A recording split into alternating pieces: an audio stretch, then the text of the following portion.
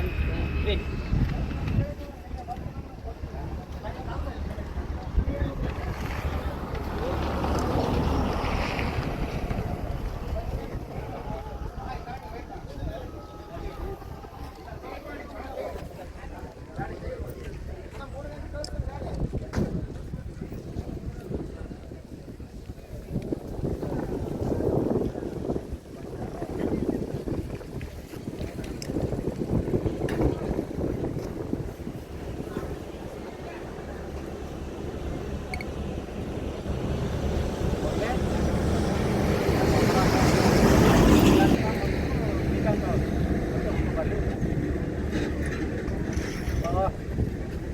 ಈಗಾಗಲೇ ಕಳೆದ 5ನೇ ತಾರೀಕು ಶಿಕ್ಷಕರ ದಿನಾಚರಣೆ ಘಟನೆಯಲ್ಲಿ ದುರ್ಘಟನೆ ನಡೆದಂಥ ಸಂದರ್ಭದಲ್ಲಿ ನಮ್ಮ ಗುಡಿ ಗ್ರಾಮದ ವಿದ್ಯಾರ್ಥಿಗಳಾದಂಥ ಶ್ರೀಕಾಂತ್ ಮತ್ತು ಸಮರ್ಥ ಅನ್ನೋ ವಿದ್ಯಾರ್ಥಿಗಳು ಬಸ್ಸು ರೈಲು ಬಸ್ಸು ಮತ್ತು KSRTC ಬಸ್ಸು ಮಧ್ಯದಲ್ಲಿ ನಡೆದಂಥ ಅಪಘಾತದಲ್ಲಿ ಕಾರ್ನಲ್ಲಿ ಮರಣ ಹೊಂದಿರುವಂಥ ನಮ್ಮ ವಿದ್ಯಾರ್ಥಿಗಳ ಇವತ್ತು ಅವರ ಆತ್ಮಕ್ಕೆ ಶಾಂತಿ ಸಿಗಲಿ, ಅವರ ಕುಟುಂಬಗಳಿಗೆ ಧೈರ್ಯ ತುಂಬುವಂಥ ಕೆಲಸ ಇಡೀ ಎಲ್ಲ ಸಮಾಜದ ವರ್ಗದ ಮತ್ತು ಸಮಾಜದ ಜನರ ವತಿಯಿಂದ ನಾವು ಆ ಕುಟುಂಬಕ್ಕೆ ಧೈರ್ಯ ತುಂಬುವಂಥ ಕೆಲಸ ಮಾಡ್ತಾಯಿದ್ದೀವಿ. ಅದರ ಜೊತೆಗೆ ನಮ್ಮನ್ನು ಅಗಲಿವಾದಂಥ ವಿದ್ಯಾರ್ಥಿಗಳು ಇವತ್ತು ಚಿಕ್ಕ ಮಕ್ಕಳು ಇಡೀ ದೇಶ ಮತ್ತು ರಾಜ್ಯ ಎಲ್ಲ ನೋಡಿರುವಂಥ ಈ ಒಂದು ದುರ್ಘಟನೆ ನೋಡಿ ಬೆಚ್ಚಿ ಬೀಳುವಂಥ ಈ ಕುರುಡಿ ಗ್ರಾಮದಲ್ಲಿ ಎಲ್ಲ ಸಮಾಜದವರು ದುಃಖದಲ್ಲಿ ಮತ್ತು ಕಣ್ಣೀರಿರುವಂಥ ಉದಾಹರಣೆ ಇಡೀ ರಾಜ್ಯ ಮತ್ತು ಎಲ್ಲ ದೇಶದಿಂದ ಮಾನವರನ್ನ ಎಲ್ಲರೂ ನೋಡಿದ್ದಾರೆ. ಹಾಗಾಗಿ ಈ ಮಕ್ಕಳಿಗೆ ಆ ಕುಟುಂಬಕ್ಕೆ ನ್ಯಾಯ ಸಿಗುವಂಥ ವ್ಯವಸ್ಥೆ ನಿಮ್ಮಲ್ಲಿ ನಾವು ಎಲ್ಲರೂ ಸೇರಿ ಅವರಿಗೆ ಧೈರ್ಯ ತುಂಬುವಂಥ ಕೆಲಸ ಮತ್ತು ಅವರಿಗೆ ಸರ್ಕಾರದ ವತಿಯಿಂದ ಪರಿಹಾರ ಕೊಡುವಂಥ ವ್ಯವಸ್ಥೆ, ಕುಟುಂಬಗಳಿಗೆ ಉದ್ಯೋಗ ಕೊಡುವಂಥ ಕೆಲಸ ಮತ್ತು ಲೋಯಲ್ ಸಮಸ್ಯೆ ಮೇಲೆ ಕೂಡ ಕಠಿಣ ಕ್ರಮ ಕೈಗೊಳ್ಳಬೇಕು. ಲೋಯಲ್ ಸಮಸ್ಯೆಯವರು ಕೂಡ ಅದನ್ನ ಅಜಾಗೃತಿಯಿಂದ ನಡೆದಿರುವಂಥ ಘಟನೆ ಇದು. ವಿದ್ಯಾರ್ಥಿಗಳು ಇವತ್ತಿನ ಸಂದರ್ಭದಲ್ಲಿ ಅವರು ಇಂಜಿನಿಯರ್ಗಳು ಡಾಕ್ಟರ್ಗಳಾಗಿ ಮುಂದಿನ ಕನಸು ಏನಿತ್ತು ಗೊತ್ತಿಲ್ಲ. ಆಕಸ್ಮಿಕ ಮರಣ ಹೊಂದಿದಂಥ ವಿದ್ಯಾರ್ಥಿಗಳು ಇವತ್ತು ನಮ್ಮ ಜೊತೆಲಿಲ್ಲ. ಅದಕ್ಕಾಗಿ ನಾವು ವಿದ್ಯಾರ್ಥಿಗಳ ಹೆಸರು ಹೇಳ್ತಾ ತಾವೆಲ್ಲರೂ ಕೂಡ ಅಮರ ಹೇ ಅಮರ ಅಂತ ಹೇಳಬೇಕು ಮತ್ತು ಕನ್ನಡದಲ್ಲಿ ಹುಟ್ಟು ಬರಲಿ ಅಂತೇಳಿ ತಾವು ಹೇಳಬೇಕು. ನಾನು ಅವರ ಘೋಷಣೆಯನ್ನು ಕೂಗ್ತಾ ಇದ್ದೀನಿ. ಅದರ ಜೊತೆಗೇ ನಾವೆಲ್ಲರೂ ಕೂಡ ಇವತ್ತು ರೋಡಿಗಿಳಿದು ಪ್ರತಿಭಟನೆ ಮಾಡೋಕ್ಕೆ ನಾವೆಲ್ಲರೂ ಬಂದಿದ್ದೀವಿ. ದಯವಿಟ್ಟು ಈ ಹೋರಾಟದಲ್ಲಿ ಎಲ್ಲರೂ ಪಾಲಿದೆ, ಎಲ್ಲರೂ ಶ್ರಮ ಇದೆ. ನಾವು ಒಂದು ವಾರದಿಂದ ಈ ಹೋರಾಟವನ್ನು ಹಾಕ್ಕೊಳ್ಬೇಕು ಅಂತೇಳಿ ನಾನು ಮನೋಜ್ ಗೌಡರು ಮತ್ತು ಎಲ್ಲ ಊರಿನ ಉಗ್ರಾಣಿಕರು, ಊರಿನ ಹಿರಿಯರು ಎಲ್ಲರ ಜೊತೆ ಮಾತಾಡ್ತಾ ಅವರೆಲ್ಲ ಒಪ್ಪಿಗೆ ಆಯಿತು. ಆದ ನಂತರ ನನಗೆ ಹಲವಾರು ಫೋನ್ಗಳ ಮುಖಾಂತರ ಇದು ಮಾಡಬೇಡಿ ಅಂತ ಕೂಡ ಧಮಕಿಗಳು ಬಂದು ಆದರೆ ಎದುರಿಲ್ಲ. ಸೊ ಈ ಕುಟುಂಬಕ್ಕೆ ನ್ಯಾಯ ಕೊಡುವಂಥ ನೀವೆಲ್ಲರೂ ಕೈ ಜೋಡಿಸ್ಬೇಕಂತೇಳಿ ಈ ಸಂದರ್ಭದಲ್ಲಿ ಹೇಳ್ತಾ ನಾನು 2 ಮಾತುಗಳು ಮುಗಿಸ್ತೀನಿ. ಜೈ ಹಿಂದ್, ಜೈ ಕರ್ನಾಟಕ, ಜೈ ಮಾಲಕೃಷ್ಣ. ಅಮರ ಹೇ ಅಮರ ಹೇ ಅಮರ ಹೇ ಅಮರ ಹೇ ಶ್ರೀಕಾಂತ್ ಅವರು ಅಮರ ಹೇ ಅಮರ ಹೇ ಅಮರ ಹೇ. ಹಾಗೆ ನಮ್ಮ ಸಮರ್ಥಿಯವರು ಹುಟ್ಟು ಬರಲಿ ಹುಟ್ಟು ಬರಲಿ. ಶ್ರೀಕಾಂತ್ ಅವರು ಅಮರ ಹೇ ಅಮರ ಹೇ ಹುಟ್ಟಿ ಬರಲಿ. ಬೇಕೇ ಬೇಕು ನ್ಯಾಯ ಬೇಕು, ಬೇಕೇ ಬೇಕು ನ್ಯಾಯ ಬೇಕು, ಬೇಕೇ ಬೇಕು ನ್ಯಾಯ ಬೇಕು. ಅವ್ರ ಕುಟುಂಬಕ್ಕೆ ಸರ್ಕಾರ ಖಂಡಿತವಾಗಿ ಒಂದು ಸರ್ಕಾರ ನೌಕರಿ ಕೊಡ್ಬೇಕು. ಅವ್ರಿಗೆ 4 ಮಕ್ಕಳಿಲ್ಲ, ಇರೋದು 15 ಮಕ್ಕಳು. ಆ ಮಕ್ಕಳು ಒಬ್ಬರ ಮಕ್ಕಳಿಗೆ ಏನೆಲ್ಲ ನೌಕರಿ ಕೊಡಿಸ್ಬೇಕು, ಏನೆಲ್ಲ ಮಾಡ್ಬೇಕಂತ ಇವತ್ತು ಸರ್ಕಾರಿ ಶಾಲೆಯನ್ನು ಬಿಟ್ಟು ಖಾಸಗಿ ಶಾಲೆಗೆ ಯಾಕೆ ಓದಿಸ್ತಾ ಇದ್ದಾರೆ ಅಂದ್ರೆ ಒಬ್ಬರೇ ಮಗ ಮುಂದೆ ನಾವು ಈ ಒಂದು ದೇಶದಲ್ಲಿ ಉನ್ನತವಾದಂಥ ಗೌರವಾನ್ವಿತ ಸ್ಥಾನವನ್ನು ಹೊಂದಿರೋದು ನನ್ನ ಮಗ ಅಂತ ಆಸೆದಿಂದ ಲಕ್ಷ ಡೊನೇಟ್ ಮಾಡಿ ಖಾಸಗಿ ಶಾಲೆಯನ್ನು ಓದಿಸುವಂಥ ಮಕ್ಕಳೇ ಇವತ್ತು ಆಧಾರ ಸ್ತಂಭವಾಗಿಲ್ಲ. ಕಣ್ಣೀರು ಬರ್ತದೆ. ಆ ವಿಷಯಗಳನ್ನು ನಾವು ಒಂದು ಸಾರಿ ನೇಮಿಸಿ ಮಾಡಿಕೊಂಡ್ರೆ ನಮ್ಮ ಕರ್ನಾಟಕದಲ್ಲಿ ಎಲ್ಲಿಯೂ ಸಹ ಆಗಿಲ್ಲ ಆ ಥರ ಆಕ್ಸಿಡೆಂಟ್. ಯಾಕಂದ್ರೆ ಇವತ್ತು ಖಾಸಗಿ ಶಾಲೆಗಳಲ್ಲಿ ಇಡೀ ರಾಜ್ಯಾದ್ಯಂತ ಒಂದು ಮಾತಾಡಕ್ಕೆ ಇಷ್ಟಪಡ್ತೀನಿ ನಾನು. ಖಾಸಗಿ ಶಾಲೆ ಏನು ಬಸ್ ಚಾಲಕರು ಇರ್ತಾರೆ, ಬಸ್ಸಿನ ಚಾಲಕರ ಸರಿಯಾದ ರೀತಿಯಲ್ಲಿ ಅಧ್ಯಯನ ಮಾಡಬೇಕು. ಅವರು ಯೋಗ್ಯರ, ಅವರು ನಡೆಸ್ತಕ್ಕಂಥ ಬಸ್ಸನ್ನು ನಡೆಸುವಂಥ ಯೋಗ್ಯರ, ಅವರು ಅಧ್ಯಯನ ಮಾಡಿದಾರ, ಅವರು ಅಷ್ಟು ಎಂಜಾಯ್ಮೆಂಟ್ ಅಂತಕ್ಕಂಥದ್ದು ಅವ್ರನ್ನೆಲ್ಲ ತರಬೇತಿಗಳನ್ನು ನೀಡಿ ಆ ಖಾಸಗಿ ಶಾಲೆ ನಡೆಸುವಂಥ ಬಸ್ಸನ್ನು. ಯಾಕಂತೇಳಿ ಸಣ್ಣ ಮಕ್ಕಳು ಇರ್ತಾರೆ, ಆ ಸಣ್ಣ ಮಕ್ಕಳು ಇವತ್ತು ಇಲ್ಲದಂತಾಗಿದೆ. ನನ್ನ ಮಕ್ಕಳು ಸಹ ಅಲ್ಲೇ ಓದ್ತಾ ಇದ್ದಾರೆ. ನನಗೆ ಬಹಳ ನೋವಾಗಿರ್ತು.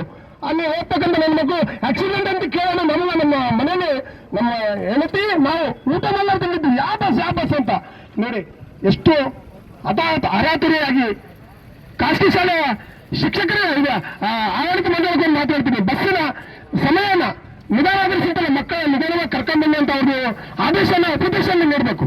ಯಾಕಂದ್ರೆ ನೀವು ಟೈಮನ್ನು ನಿಗದಿಪಡಿಸ್ತೀರ, ಆ ಟೈಮಿಗಾಗಿ ಅವ್ರು ಕರ್ಕೊಂಡ್ಬರ್ದೆ ಹೋದ್ರೆ ನೀವು ಅವ್ರ ಮೇಲೆ ಆಕ್ಷನ್ ತಗೊಂತೀರ. ಆ ಒಂದು ಆಕ್ಷನ್ ಭಯಕ್ಕಾಗಿ ಅವ್ರು ಏನ್ ಮಾಡ್ತಾರ, ಅರಾತುರಿಯಾಗಿ ಬಸ್ಸನ್ನ ಚಲಿಸಿದೆ. ಈ ರೀತಿ ಅನಾಹುತ ಮತ್ತೊಮ್ಮೆ ಉಂಟಾಗಬಾರ್ದಂದ್ರೆ ತಾವು ಸಹ ಏನು ಆಡಳಿತ ಮಂಡಳಿಗೆ ಇರ್ತೀರ, ಖಾಸಗಿ ಶಾಲೆ ಎಲ್ಲ ಶಾಲೆಗಳು ದಯವಿಟ್ಟು ಬಸ್ಸಿನ ಚಾಲಕರಿಗೆ ಸಹ ನೀವು ನಿಧಾನ ಬನ್ನಿ. ಬರ್ಬೇಕು, ನಾನು ಊರಿನಾಟ ಆಡಕ್ಕೋಸ್ಕರ ಕೂತ್ಕೊಂಡಿಲ್ಲ, ಫೋನ್ ಮಾಡ್ರಿ ಸರ್. ಈಗ ನಮ್ಮ ಜಿಲ್ಲಾಧಿಕಾರಿಗಳು ಅಲ್ಟ್ರಾಟೇಷನ್ ಮಾಹಿತಿ ನಾವು ನಿನ್ನೆನೇ ಅವ್ರ ಗಮನಕ್ಕೆ ತಂದಿದ್ವಿ, ಮೊನ್ನೆನೂ ಅವ್ರ ಗಮನಕ್ಕೆ ತಂದಿದ್ವಿ. 5 ದಿವಸ నుంచి ಹೋರಾಟ ಹಾಕುವಂತ ಹೇಳಿದೀವಿ. ನಿರ್ಲಕ್ಷ್ಯ ವಹಿಸಿದ್ರೆ ಜಿಲ್ಲಾ ಬಂದ್ ಮಾಡ್ತೀವಿ ಜಿಲ್ಲಾಧಿಕಾರಿಗಳ ವಿರುದ್ಧನೇ. ಇದು ನಾವು ಯಾಕೆ ಹೇಳ್ತಿದ್ದೀವಿ ಮಾತಂದ್ರೆ, ನಾವೇನು ನಮ್ಮ ಉದ್ದೇಶಪೂರ್ವಕ ಮಾಡ್ತಾ ಇಲ್ಲ ಹೋರಾಟ. ಈ ತೀವ್ರ ಮಕ್ಕಳು, ಬಡ ಕುಟುಂಬದ ಮಕ್ಕಳು, ಈ ಮಕ್ಕಳಿಗೆ ನ್ಯಾಯ ಸಿಗಬೇಕಂತಂದ್ರೆ ಈ ಹೋರಾಟ ಲೋಯಲ್ ಸಂಸ್ಥೆಯವರ ವಿರುದ್ಧ ಇರುತ್ತೆ, ಡಿಸಿ ವಿರುದ್ಧ ಇರುತ್ತೆ, ಉಸ್ತುವಾರಿ ಮಂತ್ರಿಗಳ ವಿರುದ್ಧ ಇರುತ್ತೆ, ಜಿಲ್ಲಾಡಳಿತ ವಿರುದ್ಧ ಇರುತ್ತೆ. ದಯವಿಟ್ಟು ಸಂಬಂಧಪಟ್ಟ ಅಧಿಕಾರಿಗಳಿಗೆ ಗಮನಕ್ಕೆ ತಂದು ತಮ್ಮ ಜೊತೆ ರಾತ್ರಿ 11 ಟೈಮಲ್ಲಿ ಮಾತಾಡಿದ್ರಿ. ತಾವು ನಿಮ್ಗೆ ಫೋನ್ ಮಾಡಿದ್ರ, ನಾನು ಅದನ್ನೇ ಹೇಳಿದ್ದೀನಿ ಸರ್, ಎಲ್ಲರೂ ಬರಬೇಕು, ಈ ವಿಷಯ ಬಹಳ ಗಂಭೀರವಾಗಿದೆ, ಸೀರಿಯಸ್ ಆಗಿದೆ ಸರ್ ಅಂತ ಹೇಳಿದ್ದೀನಿ ತಮಗೆ. ತಾವು ಒಪ್ಕೊಂಡಿದ್ರಿ ಸರ್, ಹೇಳ್ತೀನಿ ಎಲ್ರಿಗೂ ಅಂತ ಹೇಳಿದ್ರಿ. ಇಲ್ಲಿ ಬರ್ದೇ ಇದ್ರೆ ನಾವೇನು ರೋಡ್ ಬಿಡ್ತೀವಿ, ನಮ್ಮ ರಮೇಶ್ ಬರ್ಕೊಂಡಾಗ ಮುಂದೆ ನಾವು ಮತ್ತೆ ಬೇರೆ ಹೋರಾಟ ಹಾಕೋತೀವಿ. ಓಕೆ, ನಮಸ್ಕಾರ ಎಲ್ರಿಗೂ. KSRTC ಬಸ್ ಡ್ರೈವರು ಏನೋ ಮಾಡಿದ್ರು ಅನ್ನೋದು ವಿಷಯ ಕೂಡ ಗೊತ್ತಾಗಿದೆ ನನಗೆ. ಮತ್ತು ಲೋಯಲ್ ಬಸ್ಸು ಚಾಲಕ ಕೂಡ ಅಜಾಗ್ರತೆಯಿಂದ ಸ್ಪೀಡ್ ಬರುವುದರಿಂದ ಮಕ್ಕಳು, ಚಿಕ್ಕ ಮಕ್ಕಳು 9ನೇ ತರಗತಿ, 10ನೇ ತರಗತಿ, 7ನೇ ತರಗತಿ, 8ನೇ ತರಗತಿ ಓದುವಂಥ 1ನೇ ತರಗತಿ ಮಕ್ಕಳು ಕೂಡ, ಈ ಮಕ್ಕಳು ಆರಾಮಾಗಿ ಕೂತ್ಕೊಂಡಿದ್ರು ಬಸ್ಸಲ್ಲಿ. ಈ ಸ್ಪೀಡ್ ಹೋಗುವ ಸಂದರ್ಭದಲ್ಲಿ 2 ಬಸ್ಸುಗಳಿಗೆ ಮುಖಾಮುಖಿ ಡಿಕ್ಕಿಯಾಗಿ ದೊಡ್ಡ ದುರ್ಘಟನೆ. ಇಡೀ ರಾಜ್ಯದ ಜನತೆ ನೋಡ್ತಾ ಇದ್ದಾರೆ. ಮಾನ್ಯ ಮುಖ್ಯಮಂತ್ರಿ ಸಿದ್ದರಾಮಯ್ಯ ಸಾಹೇಬ್ರೆ, ಮಾನ್ಯ ಉಪಮುಖ್ಯಮಂತ್ರಿಗಳು DK ಶಿವಕುಮಾರ್ ಉಪಮುಖ್ಯಮಂತ್ರಿಯವರೇ, ಮತ್ತು ಹಲವು ಸಂಪುಟದ ಸಚಿವರುಗಳೇ, ಮತ್ತು ರಾಯಚೂರು ಜಿಲ್ಲೆಯ ಉಸ್ತುವಾರಿಗಳಾದಂಥ ಶರಣ್ ಪ್ರಕಾಶ್ ಪಾಟೀಲ್ ಸಾಹೇಬ್ರೆ ಮತ್ತು NS ಬೋಸರಾಜ್ ಅವರು ಈಗಾಗಲೇ ಮಾನವಿಯಲ್ಲಿ ಬಂದು ಅವರೆಲ್ಲ ವಿಚಾರಿಸಿದ್ದಾರೆ, ಕುಟುಂಬಕ್ಕೆ ಭೇಟಿ ಕೊಟ್ಟಿದ್ದಾರೆ. ನಮ್ಮ ಸರ್ವಧರ್ಮದ ಅಧ್ಯಕ್ಷರು ಕೂಡ ಕುಟುಂಬದಲ್ಲಿ ಭಾಗಿಯಾಗಿ ಸಾಂತ್ವನ ಕೂಡ ಹೇಳಿ ಬಂದಿದ್ದಾರೆ, ಹನುಮಂತ ಕೋಟಿಯವರು, ಮಾನವಿಯವರು. ಹಾಗೆಯೇ ನಾನು ಇವತ್ತು ಸುರಕ್ಷಾ ಹಾಸ್ಪಿಟಲಲ್ಲಿ ಬಂದಿದ್ದ ವಿಷಯ ಇಷ್ಟೇ, ನಮ್ಮ ಬಡ ವಿದ್ಯಾರ್ಥಿಗಳು, ಬಡ ಮಕ್ಕಳು ಪ್ರೈವೇಟ್ ಶಾಲೆಯಲ್ಲಿ ಓದುತ್ತಿರುವ ಸಂದರ್ಭದಲ್ಲಿ ಈ ರೀತಿ ದುರ್ಘಟನೆ ನಡೆದಿದೆ. ಲೋಯಲ್ ಸಂಸ್ಥೆ ವತಿಯಿಂದ ಆ ಕಾಲು ಮತ್ತು ಕೈ ಮುರಿದಿರುವಂಥ ಮಕ್ಕಳಿಗೆ 10 ಲಕ್ಷ ಕೊಡಬೇಕಂತೇಳಿ ನಾವು MRPS ದಂಡೋರದ ವತಿಯಿಂದ ಒತ್ತಾಯ ಮಾಡ್ತಾ ಇದ್ದೀವಿ. ಮತ್ತು ಸರ್ಕಾರದ ವತಿಯಿಂದ ಕೂಡ ಈಗಾಗಲೇ ಘೋಷಣೆ ಆಗಿದೆ, ಮೃತಪಟ್ಟ ಕುಟುಂಬಗಳಿಗೆ 5 ಲಕ್ಷ ರೂಪಾಯಿ ಕೊಟ್ಟಿದ್ದಾರೆ. ಇದು 5 ಲಕ್ಷ ಮುಖ್ಯ ಅಲ್ಲ, ಸರ್ಕಾರದ ವತಿಯಿಂದ 25-30 ಲಕ್ಷ ಆ ಮೃತಪಟ್ಟ ಕುಟುಂಬಗಳಿಗೆ ಕೊಡಬೇಕು. ಮತ್ತು ಆ ಮೃತಪಟ್ಟ ಕುಟುಂಬ ಸದಸ್ಯರಿಗೊಬ್ಬರಿಗೆ ಸರ್ಕಾರಿ ನೌಕರಿ ಕೊಡಬೇಕು. ಹಾಗೆಯೇ ಈ ಒಂದು ಘಟನೆಯಲ್ಲಿ ಕೈಕಾಲು ಮುರಿದಂಥ ಮಕ್ಕಳಿಗೆ ಕೂಡ ಲೋಯಲ್ ಸಂಸ್ಥೆಯಿಂದ 10 ಲಕ್ಷ ಕೊಡಬೇಕು, ಸರ್ಕಾರದ ವತಿಯಿಂದ ಕೂಡ 10 ಲಕ್ಷ ಕೊಡಬೇಕಂತೇಳಿ ನಾವು ಮಾದಿಗ ದಂಡೋರ ಮತ್ತು ಯುವಕ ಸಂಘಟನೆಗಳ ನಾಯಕತ್ವದಲ್ಲಿ ನಾವು ಸೋಮವಾರ DC ಕಚೇರಿ ನಾವು ಹೋಗ್ತಾ ಇದ್ದೀವಿ. ಈಗಾಗಲೇ ಸಚಿವರು ಕೂಡ ಹೇಳಿದ್ದಾರೆ. ಸಚಿವರಿಗೆ ಮಾಧ್ಯಮದ ಮುಖಾಂತರ ಕೇಳಿದಾಗ ಸಚಿವರು ಸರಿಯಾದ ಉತ್ತರ ಕೊಡದೆ ಹೋಗಿರುವಂಥ ದುರದೃಷ್ಟಕರ. ಶರಣ್ ಪ್ರಕಾಶ್ ಪಾಟೀಲ್ರೇ, ದಯವಿಟ್ಟು ನಮ್ಮ ಗೋಳನ್ನು ಕೇಳಿ.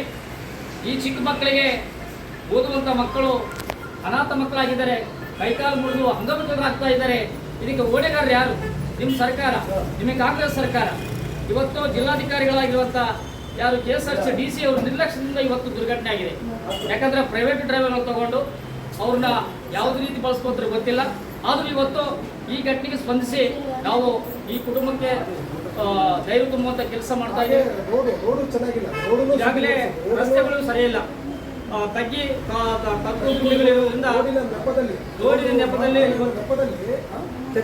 ಹಾಗೆ ಇದಾವೆ. ಎಷ್ಟು ಜನರ ಜೀವ ಜೊತೆ ಆಟ ಆಡ್ತಾ ಇದ್ದಾರೆ, ಅಲ್ಲಿರ್ತಕ್ಕಂಥ ಕಾಂಟ್ಯಾಕ್ಟ್ ಗುತ್ತೇದಾರರು, ಯಾರೇ ಇದಕ್ಕೆ ಸಂಬಂಧಪಟ್ಟ ಅಧಿಕಾರಿಗಳಾಗಿರಲಿ ಇದಕ್ಕೆ ನೇರ ಹೊಣೆಗಾರರು ಜಿಲ್ಲಾಡಳಿತ ಆಗ್ತದೆ, ಸರ್ಕಾರ ಆಗ್ತದೆ. ದಯವಿಟ್ಟು ಮಾನ್ಯ ಮುಖ್ಯಮಂತ್ರಿ ಸಾಹೇಬ್ರೆ, ಇದು ತಮ್ಮ ಗಮನಕ್ಕೆ ಈಗಾಗಲೇ ಬಂದಿದೆ. ನಾನು ಕೂಡ ದೂರವಾಣಿ ಮೂಲಕ ತಮ್ಮ ಜೊತೆಯಲ್ಲಿ ಮಾತನಾಡಿದ್ದೀನಿ.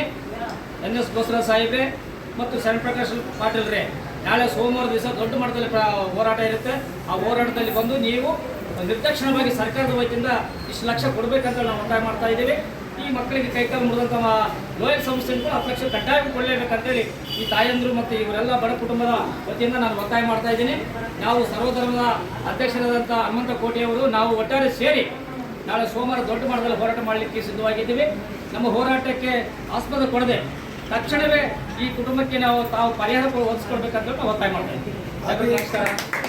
ಹಾಗೆ ಈಗಾಗಲೇ ಏನು ಖಾಸಗಿ ಶಿಕ್ಷಣಗಳು ಏನಿದ್ದಾವೆ ಶಾಲೆಗಳು, ಆ ಶಾಲೆಗಳಲ್ಲಿ ಇರ್ತಕ್ಕಂಥ ಏನು ಬಸ್ಸುಗಳು ಇರ್ತಾವಲ್ಲ, ಆ ಬಸ್ ನಡೆಸ್ತಕ್ಕಂಥ ಡ್ರೈವರ್ಗಳನ್ನು ಅವರು ಎಷ್ಟು ಯೋಗ್ಯರು, ಎಷ್ಟು ಮಟ್ಟಿಗೆ ಅವರು ಆ ಬಸ್ಸನ್ನು ಚಲನಿಸುವಂಥ ಯೋಗ್ಯವಂತರು ಇದ್ದಾರೆ ಅಂತಕ್ಕಂಥದ್ದನ್ನು ತರಬೇತಿ ಶಿಬಿರಗಳನ್ನು ನೀಡಿ ಅವ್ರನ್ನ ರೋಡಿನ ಮಧ್ಯದಲ್ಲಿ ಬಿಡಬೇಕು. ಇವತ್ತು ನಾವು ನೋಡ್ತಾ ಇದ್ದೀವಿ, ಬಸ್ಸನ್ನು ನಡೆಸ್ತಕ್ಕಂಥವ್ರು, ಟ್ರಾಕ್ಟರ್ ನಡೆಸ್ತಕ್ಕಂಥವ್ರು ಬಸ್ ನಡೆಸ್ತಾ ಇದ್ದಾರೆ, ಮಕ್ಕಳನ್ನ ಕರ್ಕೊಂಡು ಹೋಗ್ತಾ ಇದ್ದಾರೆ. ಹೊಲದಲ್ಲಿ ಕೆಲಸ ಮಾಡುವಂಥ ಸಣ್ಣ ಪುಟ್ಟ ಕಾರುಗಳನ್ನು ಕಲ್ತಕ್ಕಂಥವ್ರು ಹೋಗಿ ಇಲ್ಲಿ ಕಡಿಮೆ ಸಂಬಳ ಸಿಗ್ತಾ ಇದೆ, ಸಂಬಳಕ್ಕೋಸ್ಕರ ಅಂಥವ್ರನ್ನ ತೊಗೊಂಡು ಕೇಸಿ ನೀವು ಈ ರೀತಿ ನೀವು ಬಳಕೆ ಮಾಡಿಕೊಂಡ್ರೆ ಆದರೆ ಎಷ್ಟು ಜನರ ಜೀವ ತಿನ್ಬೋದು ಅನ್ನೋ ಒಂದು ಭಾವನೆ ನಮಗೆ ಉತ್ಪತ್ತಿ ಆಗ್ತಾ ಇದೆ. ಹಾಗಾಗಿ ನಮ್ಮ ಕರ್ನಾಟಕದಲ್ಲಿ ಎಷ್ಟು ಖಾಸಗಿ ಶಾಲೆಗಳಿದಾವೆ, ಆ ಶಾಲೆಗಳು ಮುಂದಿನ ದಿನಗಳಲ್ಲಿ ಅವರೆಲ್ಲರಿಗೆ ಶಿಬಿರಗಳು ಕೊಡ್ತಿರೋ ಅಥವಾ ತರಬೇತಿ ನೀಡ್ತಿರೋ ಒಳ್ಳೆ ಯೋಗ್ಯವಂತರನ್ನ ಆ ಒಂದು ಬಸ್ಸು ಚಲನೆ ಮಾಡ್ತಕ್ಕಂಥ, ಯಾಕಂತೇಳಿ ಮಕ್ಕಳು ಇವತ್ತಿನ ಮಕ್ಕಳೇ ಮುಂದಿನ ಪ್ರಜೆಗಳಂತೆ ನಾವು ಹೇಳ್ತೀವಿ. ಇವತ್ತಿನ ಮಕ್ಕಳೇ ನಮಗೆ ಇರ್ಲಾರ್ದಂಗೆ ಆಗಿಬಿಟ್ಟಿದೆ. ನಾವು ನೋಡ್ತಾ ಇದ್ದೀವಿ, ಆ ಶಾಲೆಯಲ್ಲಿ ಸಹ ನನ್ನ ಮಕ್ಕಳು ಇಬ್ಬರು ಓದ್ತಾ ಇದ್ದಾರೆ. 9 ತಿಂಗಳು ಒಬ್ಬ ತಾಯಿ ತನ್ನ ಗರ್ಭದಲ್ಲಿ ಕಷ್ಟ ನೋವುಗಳನ್ನು ಸಹಿಸಿಕೊಂಡು ಮಗನ ನಡೀತಾಳೆ. ಆದರೆ ಇವತ್ತು ಆ ಮಕ್ಕಳಿಲ್ಲ. ಇವತ್ತು ನೋಡಿ ಭಾಳ ನಮ್ಗೆ ಕಣ್ಣೀರು ಬರ್ತಾ ಇದ್ದಾರೆ. ಶಾಲೆಗೆ ನನ್ನ ಮಕ್ಕಳು ಓದ್ತಾ ಇದ್ದಾರೆ. ನಿನ್ನೆ ಕೇಳಿದ್ದೊಂಥರ ನಿದ್ದೆಲ್ಲ ನಮಗೆ ಊಟ ಹೋಗ್ತಾ ಇಲ್ಲ. ಸಾಮಾಜಿಕ ಜಾಲ ಏನು 10 ಲಕ್ಷ ಕೊಡಿ 5 ಲಕ್ಷ ಕೊಡಿ ಅವ್ರಿಗೇನು ಅಷ್ಟು ಶಕ್ತಿ ಕೊಡಲಿಕ್ಕಿಲ್ಲ. ಯಾಕಂದ್ರೆ ಕಾಲು ಮುಟ್ಟಂತ ಮತ್ತೆ ಕಾಲು ಮಾಡ್ಲಿಕ್ಕೆ ಆಗಿಲ್ಲ. ಏನಿವತ್ತು 2 ಮಕ್ಕಳನ್ನು ಕಳ್ಕೊಂಡಿರ್ತಕ್ಕಂಥ ಆ ಕುಟುಂಬಗಳಿಗೆ ಸರ್ಕಾರ ಕಡ್ಡಾಯವಾಗಿ ಅವರಿಗೆ ಒಂದು ಸರ್ಕಾರ ನೌಕರಿ ಕೊಡಬೇಕು.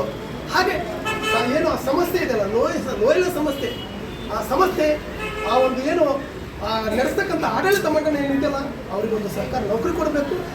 ದಯವಿಟ್ಟು ಈ ಮುಂದೆ ಆಗದಂತೆ ಗಂಭೀರವಾದಂಥ ನಿರ್ಣಯವನ್ನು ಕೈಗೊಂಡು ಈ ಒಂದು ಬಡವರಿಗೆ, ಇಲ್ಲಿರ್ತಕ್ಕಂಥ ಮಕ್ಕಳಿಗೆ ದಯವಿಟ್ಟು ಆರ್ಥಿಕ ನೆರವು ನೀಡಬೇಕಂತೇಳಿ ಈ ಒಂದು ಸಾಮಾಜಿಕ ಜಾಲತಾಣದ ಮೂಲಕ ನಾನು ಮನವಿ ಮಾಡಿಕೊಡ್ತಾ ಇದ್ದೀನಿ.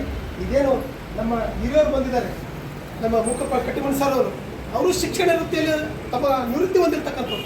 ಎಷ್ಟೋ ಬಡ ಮಕ್ಕಳಿಗೆ ಅವರು ತಮ್ಮದೇ ಆದಂಥ ಜ್ಞಾನ ನೀಡತಕ್ಕಂಥವ್ರು. ಹಾಗೆ ನಮ್ಮ ದಂಡೂರ ರಾಜ್ಯಾಧ್ಯಕ್ಷರು ಅವರು ಎಲ್ಲೇ ಯಾವುದೇ ಒಂದು ಜನಾಂಗದವರಿಗೆ ಅನ್ಯಾಯ ಆದ್ರೂ ಭೇಟಿ ಹೋಗಿ ಸ್ಪಂದಿಸ್ತಕ್ಕಂಥವ್ರು. ಇವತ್ತು ಈ ಒಂದು ಕುರುಡಿ ಗ್ರಾಮದಲ್ಲಿ ಏನು ಇವತ್ತು ಆಗಿರ್ತಕ್ಕಂಥ ಘಟನೆ ಕೇಳಿದ್ರೆ ನಮಗೆ ಭಾಳ ಕಣ್ಣೀರು ಬರ್ತದೆ. ಮುಂದಿನ ದಿನಗಳೇ ಹಾಕೊಡ್ದು ಅಂದರೆ ಎಷ್ಟು ಖಾಸಗಿ ಶಾಲೆಗಳಿದ್ದಾವೆ, ಆ ಶಾಲೆಯಲ್ಲಿರ್ತಕ್ಕಂಥ ಬಸ್ಸು ನಡೆಸ್ತಕ್ಕಂಥ ಬಸ್ಸಿನವರಿಗೆ ಟೈಮು ಹೆಚ್ಚು ಕಡಿಮೆಗಳನ್ನು ಅವರಿಗೆ ಟೈಮನ್ನು ನಿಗದಿಪಡಿಸಿ ನೀವು ನಿಧಾನವಾಗಿ ಕರ್ಕೊಂಬನ್ನಿ. ಜಾಸ್ತಿ ಟೈಮ್ ಆದರೂ ಸಿಂತಿಲ್ಲ, ನೀವು ನಿಧಾನ ಕರ್ಕೊಂಬರ್ರಿ ಅಂತ ನೀವು ಅವರಿಗೆ ಉಪದೇಶ ಮಾಡಿ. ಹಾಗೆ ಯಾವುದೇ ವಾಹನ ನಡೆಸ್ತಕ್ಕಂಥ ಈ ಸಾಮಾಜಿಕ ಜಾಲತಾಣ ನೋಡ್ತಕ್ಕಂಥ ಯಾವುದೇ ವಾಹನ ನಡೆಸ್ತಕ್ಕಂಥವ್ರೆ ನಿಧಾನವಾಗಿ ಬನ್ನಿ. ನಿಮಗೋಸ್ಕರ ತಂದೆ ತಾಯಿಗಳನ್ನು ಎದುರು ನೋಡ್ತಾ ಇದ್ದಂತಕ್ಕಂಥ ಮರೆದೇ ನೀವು ವಾಹನಗಳನ್ನು ಸುರಕ್ಷಿತವಾಗಿ ಹೋಗಿ ಸುರಕ್ಷಿತವಾಗಿ ಬನ್ನಿ ಅಂತ ಈ ಸಾಮಾಜಿಕ ಜಾಲತಾಣದಲ್ಲಿ ಮನವಿ ಮಾಡಿಕೊಳ್ತಾ ಇದ್ದೀನಿ. ಹಾಗೆ ಈ ನನ್ನಂಥ ಕುಟುಂಬಗಳಿಗೆ ಆರ್ಥಿಕ ನೆರವು ನೀಡಿ, ಹಾಗೆ ನಮ್ಮ ಹಿರಿಯರು ನಮ್ಮ ಎಲ್ಲರಿಗೂ ಒಳ್ಳೆಯದಾಗಲಿ, ಆದಷ್ಟು ಮಕ್ಕಳು ಚೇತರಿಸಿಕೊಂಡು ಗುಣಮುಖರಾಗಲಂತ ಈ ಸಾಮಾಜಿಕ ಜಾಲತಾಣದಲ್ಲಿ ನಾನು ನಂಬಿರ್ತಕ್ಕಂಥ ದೇವರಲ್ಲಿ ಪ್ರಾರ್ಥಿಸ್ತೇನೆ. ಎಲ್ಲರಿಗೂ ಒಳ್ಳೆಯದಾಗಲಿ. ಜೈ ಹಿಂದ್.